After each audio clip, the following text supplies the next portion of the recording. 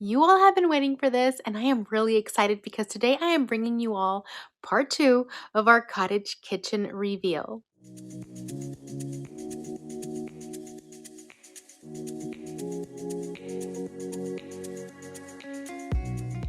Hey there, my name is Yami. I am your Latina next door. Welcome back to Mi Casa. As of right now, my family of 6 is living in this small cottage, which eventually will be my YouTube studio. But for right now, we are here as we await the build of our forever farmhouse. Today, I'm going to share the progress that we have made so far in our kitchen, and I think you're going to love it. Before we get started, I do want to mention that we have partnered with Gerber for today's video. Gerber creates beautiful and high-end bathroom fixtures as well as kitchen fixtures for your home. If you recall, we have used them for our previous kitchen and bathroom renovations in our previous home. And if you haven't seen those yet, I'll make sure to put those links in my description box below.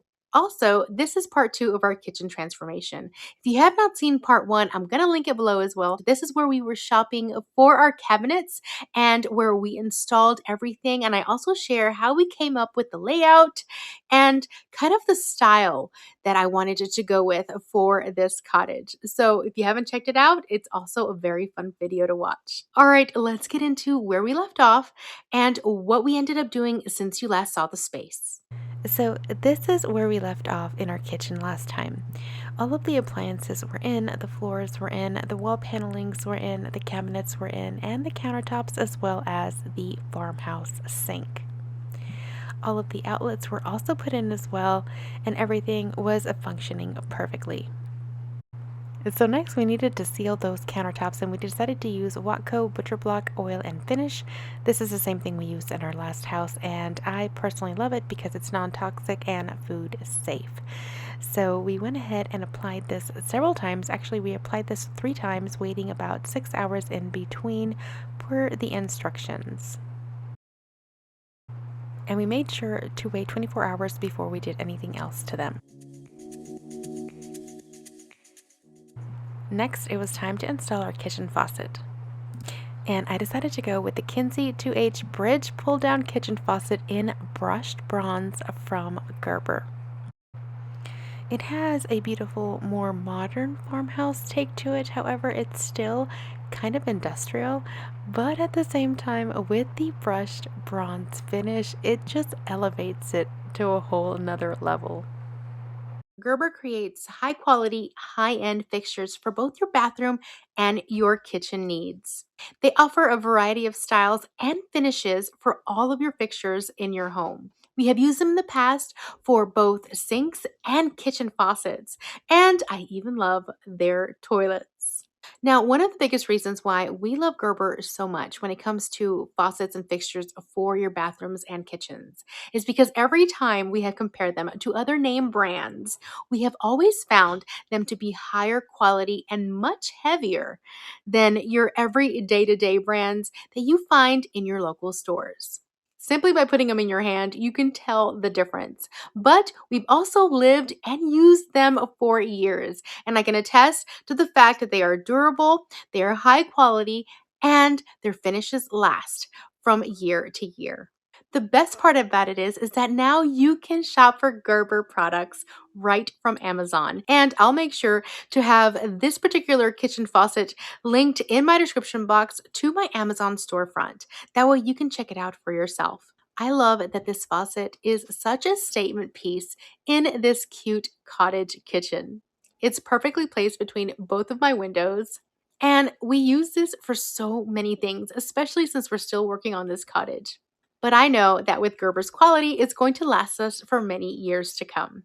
If you want even more information about Gerber, I will link to their website as well in the description box so you can get more information about who they are and what kind of products they provide. The next thing we needed to do was add the handles to all of the cabinets. These cabinets are amazing, but let me tell you, they look even better with handles. And I decided to match that faucet with the handles, and I went with a gold color. Now, they don't really make any templates for the centers of these drawers, so Nelson went ahead and created his own template with some blue painter's tape, measuring the center out, as well as the two places where he needed to screw. And it was fairly simple for him to do this. Now, I absolutely love the handles that I chose for these cabinet pulls. It took me a while to find them. I ended up finding them online, and I will link them below in case you guys want to check them out as well. I absolutely love the way they look, and even though they're a little bit lighter than the Faucet, I still think they coordinate so well with it, and they just look so stunning up against these gray cabinets. Now, we've been experiencing rain all day today, so as I'm recording this voiceover, if you hear noise in the background, it's the rain coming down. So I guess that's just a little bit of ASMR in the background. Next, it was time to tackle the upper area of the kitchen. We decided to not go with upper cabinets simply because this is a cottage. It's not going to be our permanent residence, and I just thought that adding shelves would keep things nice and airy. So I decided that's what we're going to do, and we're going to fill in that space on the right as you see there near the window. First things first though, we had to trim out that window. As you can see, it still had the wood exposed. And here is Nelson doing it to the set of windows in our living space. It wasn't easy for us to film over there because by the time we ended up adding the trim, we actually had several things in the kitchen. We were actually using it. So it was a little bit easier for us to film the process here. He just took 4 pieces of trim that we actually had left over from our previous house remodel. We brought those pieces with us and we had them on our property. So he just took them, cut them down, and added them to the inside of the frames as you see here for all 4 windows.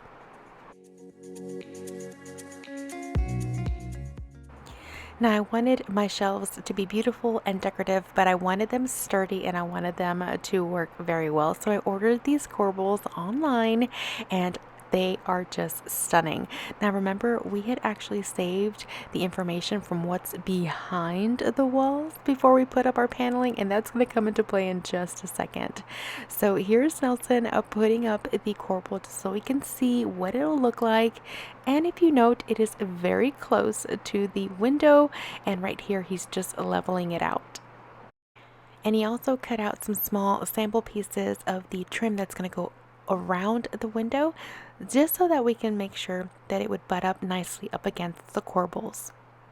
Okay, so Nelson and I just traced where the corbel is going to hang, right there as you can see.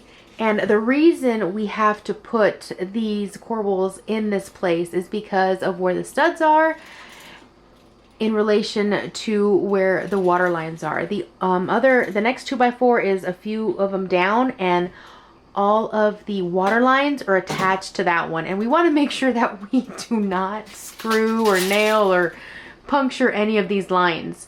So this is the next best option, and we have to make sure that it's in line with the frame of the window because that's just where the best 2x4 is right now. So what we're trying to do is just put it right in line where the trim is going to go, and hopefully it'll all just seamlessly blend together. We're going to be painting these white so that it's, just less obvious that it's, lots of different pieces coming together. But again, this is a cottage and it's supposed to have a little bit of, quirky charm to it. And these are going to be really functional for me because this is where I'm going to be putting all the plates and cups and just heavier items for like my pantry, like flour and sugars and stuff. So we want to make sure that these are nice and anchored very well. And that's what we're doing right here. So if you're asking yourselves why we're putting it within the frame of the window, that is why. Now, once we decided where we were going to put the corbels, we put them up sideways so that we can measure exactly where the holes of the screws needed to go, and then we were ready to install.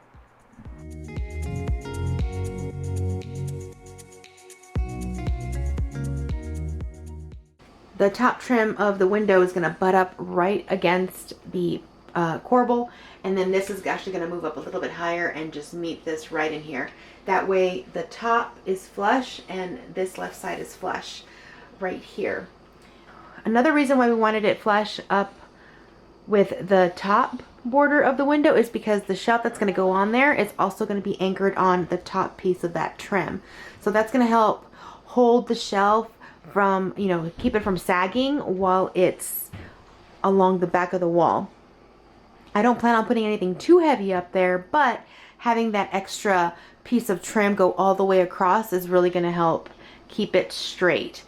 So then we proceeded to do the same process with the rest of the corbels. We had two smaller ones that were going directly above the sink area between the windows, and the rest were larger ones.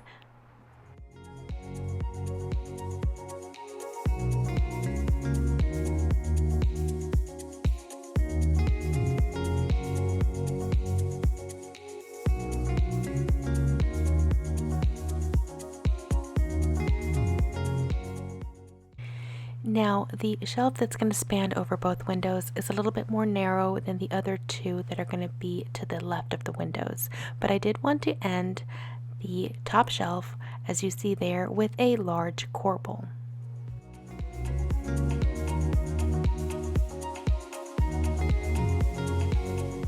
Nelson finished installing all of the corbels and made sure they were secure, and then he added the trim that belonged around both windows. In order to have this installation go quickly, Nelson measured all of the sections. He cut all the pieces and brought them in all at once so that he can install them quickly.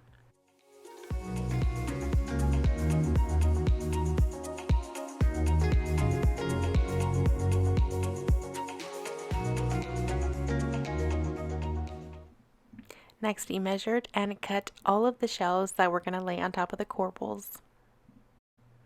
After this, I went in with wood putty and covered all of the nail holes. And next, it was time to fill all of the gaps, and Nelson came in with the caulk gun, and I would come in afterwards and smooth all of the seams. We find that tag teaming like this is the easiest and quickest way to get this done. He comes in with a gun, and I come in right after and smooth it out, and it makes the process a lot quicker.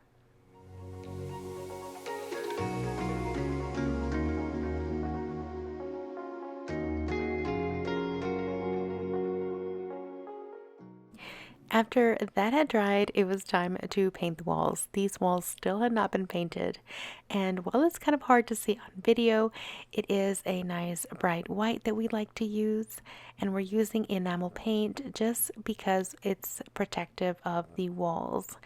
And then while I was painting, Nelson decided to have our little baby girl make a guest appearance and say hi to the camera.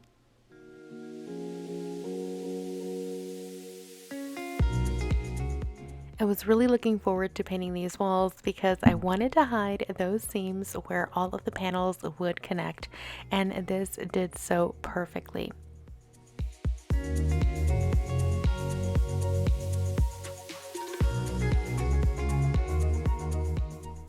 Now, as you can see, we removed everything so that I can paint those walls. And then while the walls were drying and the shelves still were not up, I decided to go ahead and give them a coat of paint so that way it would be easier for me to paint them again with the final coat once they were back up. And I did end up painting the corbels, and it was kind of funny. I was painting them this way, holding them in the center, and painting the exterior because it was the easiest way to hold them. And then I noticed that the inside looked kind of nice left in the natural wood and not painting the inside. And I had asked you all on Instagram what I should do, if I should paint the inside white or leave it natural like it was, and you guys wanted me to leave it like it was. Leave it for now, y'all said, and if later I wanted to paint it, I could do that, and that's what I ended up doing. So it was kind of like a happy little type accident that happened that I didn't mean, but it actually looks really nice this way. So back to the walls, everything went once they were all dry. Nelson put back the corbels, making sure that they fit perfectly again. The paint kind of made them a little bit tighter, so he had to loosen a couple of screws and, just make sure that they fit on there perfectly. And he did that. Then he installed all of the shelves and then added extra support. See, he put the shelves on the corbels and he attached them to the corbels, but then along the back wall, pretty much like the frame of the window, that it's going to act as a base underneath the window shelf, like I explained earlier. We added 1x4s underneath the shelves so that it can distribute the weight along the back of the wall. He attached them to the 2x4s inside of the walls, and then he fastened the shelves onto those 1x4s. These things are not coming down, they are super solid and secure.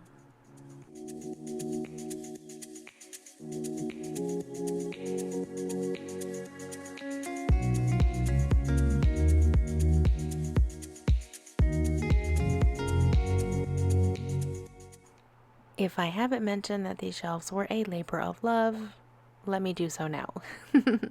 Because after we were done installing them, it was back to adding more caulk, smoothing out those seams. Doing this really made the finished look even more polished. It tied everything together, made it look like everything was intentional, obviously, and it also covered any of those gaps that might have been a little bit larger than others, and it just smoothed everything out. My biggest concern was that since the corbels had to go within the window frames, that it might look a little weird, but cleaning everything up like this, making it look really nice and polished, did deter from that, and I think it looks really good. After that was dry, it was time for the final coat of paint. Now, I will say I am very happy that I did not paint the inside of the corbels because I really do like that hint of contrast of the natural wood poking through and just slightly making an appearance between all of that white. Now, one of the final things that I wanted to add to these shelves were pegs, and we measured the bottom shelf, made sure that all of the spaces were even, and then I drilled all of the holes for the pegs. Then I began to install them. Just like the corbels, I wanted to keep these a natural color to kind of give it a little bit of contrast. Again, I can always go back, but I am actually really happy with how they kind of pop against all of that white. And I totally started off doing this, but then my husband finished it because these things are pretty hard to screw in. Of course, that was the final thing. Then it was time to start stocking these shelves. I feel like it took forever to get to this point. Now, it was very important for me that everything looked aesthetically pleasing that went up on the shelves. Now, the reason being is because it's a small kitchen, it's open shelving. I didn't want it to look overly cluttered. So I wanted everything in nice jars, but again, everything had to have a purpose. So my kids even got in on the fun. Luckily, I had all of my glass containers from my previous kitchen handy and ready to go. I had already brought them out of storage, and all we had to do was obviously clean them and restock them. And the kids had a blast just putting away all of this food that we had and just placing it in these containers where we can see what we had, because that was another thing. I like being able to see what we have so that we don't forget about it and then just lose track and end up with expired food. This way, they're out in the open and we can see what we have and we can easily grab what we want.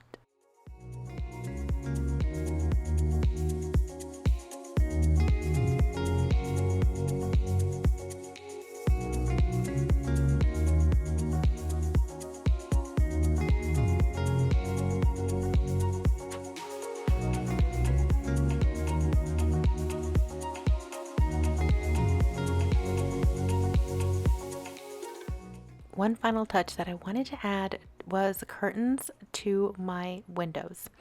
My windows are nice and big and I love looking out, and I just wanted to add a little bit of extra charm, but I didn't want to remove from the scenery because I love looking out my front lawn. I love seeing the cows in the distance and just the beautiful mountains and trees that are all around. So I decided to go with white lace curtains, and these are just going to be little cafe curtains that are going to hang right in front, give a little bit of privacy if we need it, but since we're so far away from our neighbors, it's not really necessary. However, I decided that this touch would just be so nice and add just a little bit more of that cottage feel. And if you would have asked me about 10, 20 years ago if I would ever put lace curtains up, I would have said no, you're crazy. But these just are so charming. And I used the little hoops and clips to hang them, and I kind of pleated them myself. They're not pleated, they're really simple curtains. I bought them online and I'll make sure to link to them. But adding that little pleat to them with the clips just made it look even more cute. So I'm so happy with how these turned out. Now, one final project that I did for this kitchen video is I changed all of my spice containers. I was running out of containers and I needed new ones. However, this project is still not done because I need to create or find a place to put them. I'll show you all in a minute where I have them right now, but this was long overdue. The kids helped fill them up and I labeled all of them, and it was a serious task because I did not realize that I had so many spices.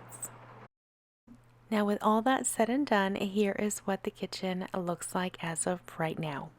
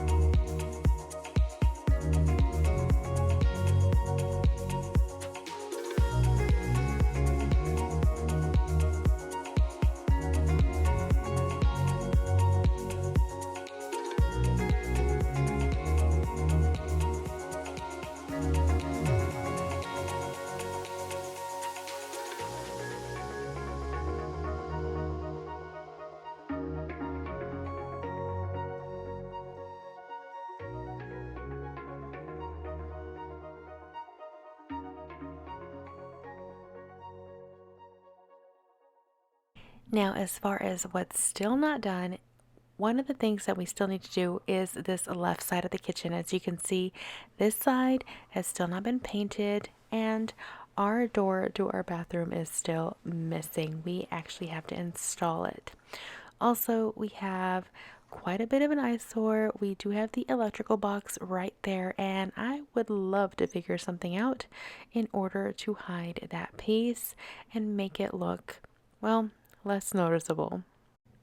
We still need to install the hood vent. And from that little project earlier, remember when we were doing the spices, I still need to come up with an idea of where to put them, and I'd like to put them to the left of the stove. And so make sure to stay tuned for all of that. Well, that's it for today's video. I hope you enjoyed it. If you did, please make sure to give this video a thumbs up. Let me know in the comments below what your favorite part so far of this kitchen has been. Again, I'd like to thank Gerber for partnering with us on this video. Make sure to check out the links below to get more information on them, and also visit my Amazon storefront where you can find this beautiful faucet as well. Thank you all so much for watching. We appreciate your support. We hope you're doing well, and we'll see you all in the next video. Until then, adios.